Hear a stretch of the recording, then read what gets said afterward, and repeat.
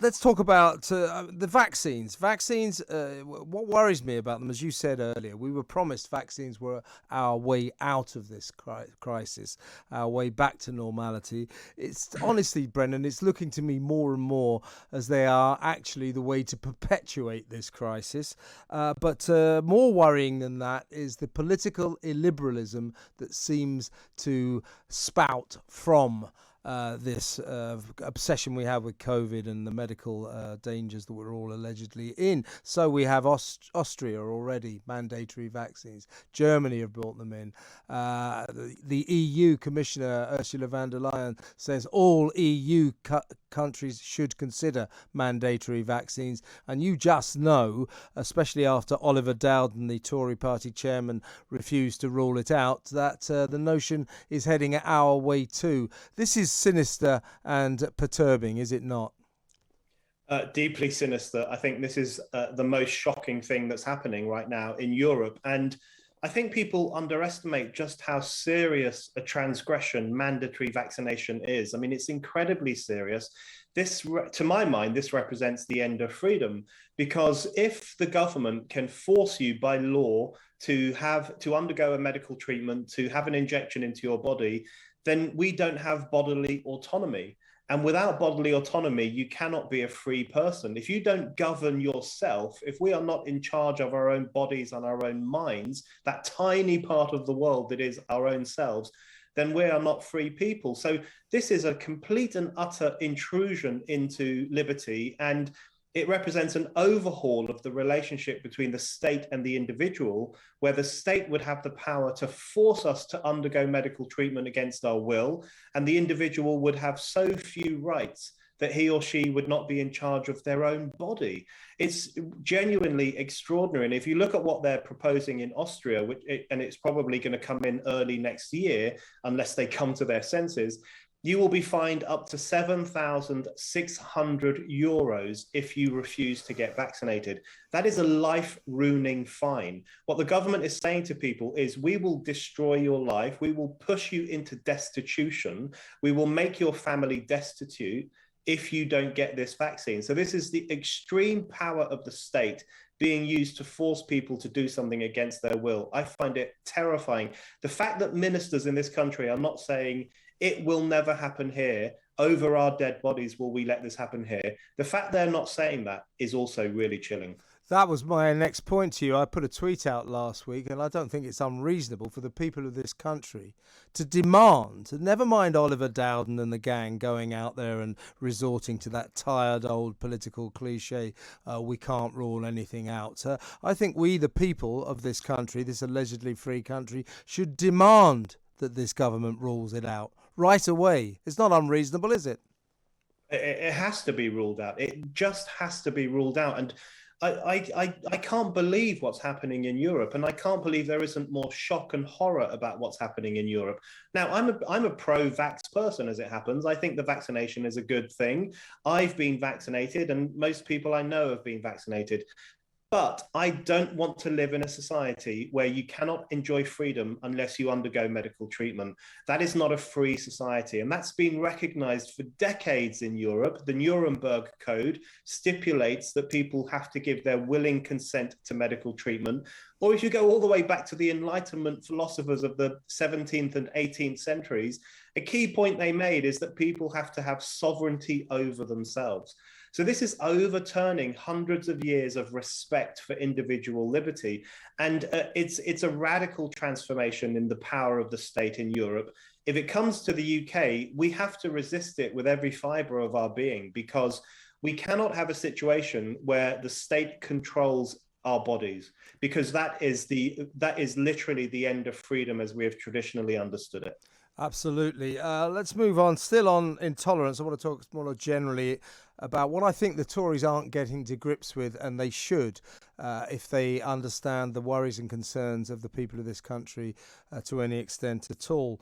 Wokery, the way kids are being taught at school, critical race theory, the elimination of colonialization in the curriculum.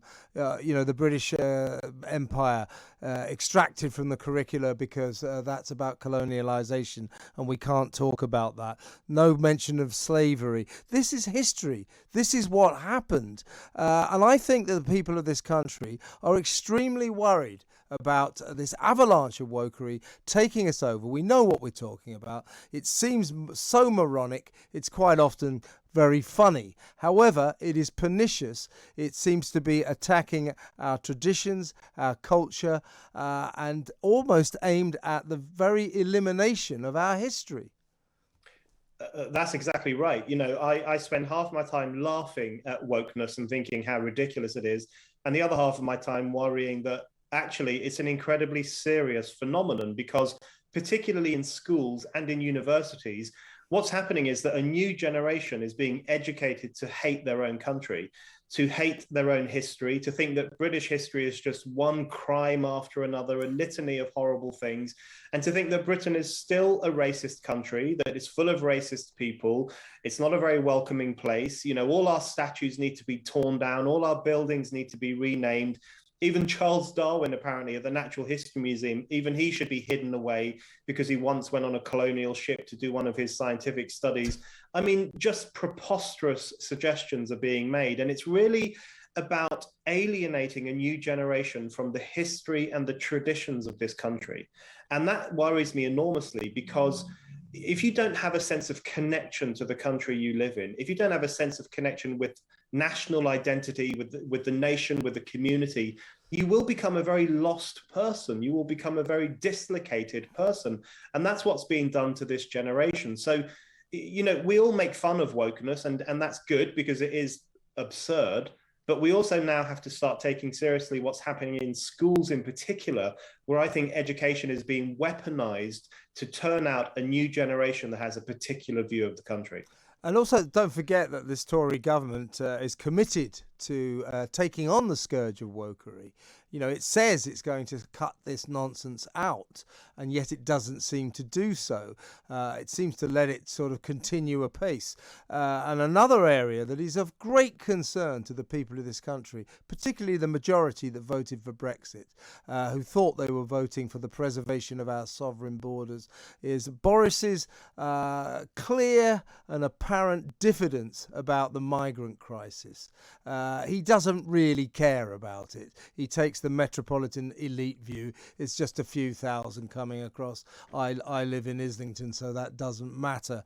It matters to the people who voted for Brexit. It matters to millions of people in this country.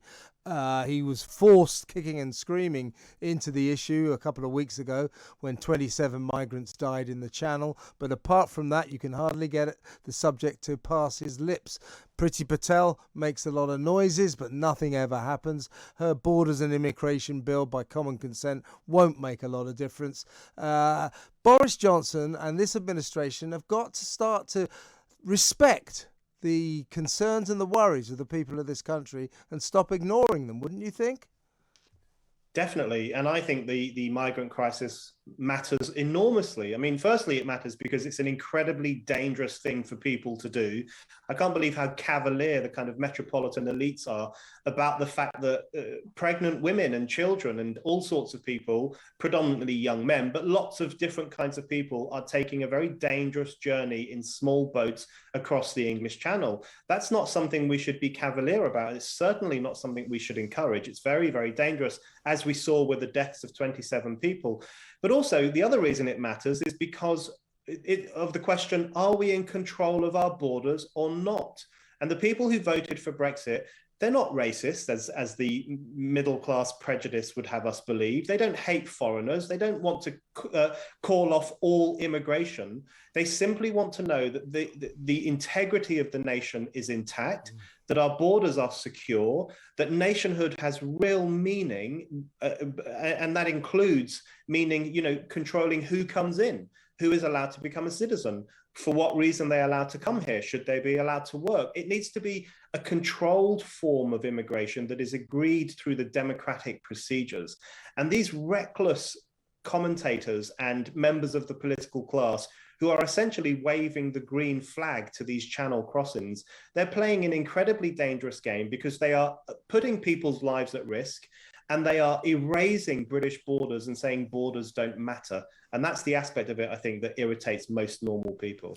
But Boris, of course, when he doesn't really get to grips with situations, when he screws up, as he's wont to do on a catastrophic basis quite often, he's a great adept swinger of the dead cat, isn't he? And hence, there he was last night, dressed as a scruffy cop in Liverpool, declaring war on middle-class drug users. Does he really think that we really care whether or not he arrests a couple of lawyers with a gram of coke in their pocket in Sloane Square? Does he really think that's what we're all worried about right now? He's swinging a cat again, isn't he? I think that the key problem with that campaign is that people just don't believe he's going to do it. You know, you said earlier on that the government is supposed to be pursuing a war on wokeness, and it isn't. You know, I wish it was, but it's not. The government also said that it would control borders and stop the boats. It hasn't done that either. And now it's saying that it's going to launch a war on drugs. This is a government that can't even launch a war on a bunch of blue-haired middle-class idiots who want to tear down statues. How is it going to stop the drugs trade or the illegal migration trade? So the shocking thing about and then, of course, if you read about the mismanagement of the withdrawal from Afghanistan, those shocking details of incompetence and laziness and fecklessness, I think, at the Foreign Office and other Whitehall institutions, you just think this is a government, this is a state that doesn't take itself seriously and doesn't know how to do things in an orderly fashion and doesn't have a sense of vocation. You know, the fact that some people in the Foreign Office were apparently more concerned with their work-life balance than they were with making sure that our allies were safe from the marauding forces of the Taliban. So this is a state that doesn't really know what it's doing. And to live in that kind of country is deeply worrying. So when Boris goes around saying, we'll stop the drug trade, we'll stop the boats coming across the channel, I think most people now just don't believe him. And they want politicians who are capable of getting things done.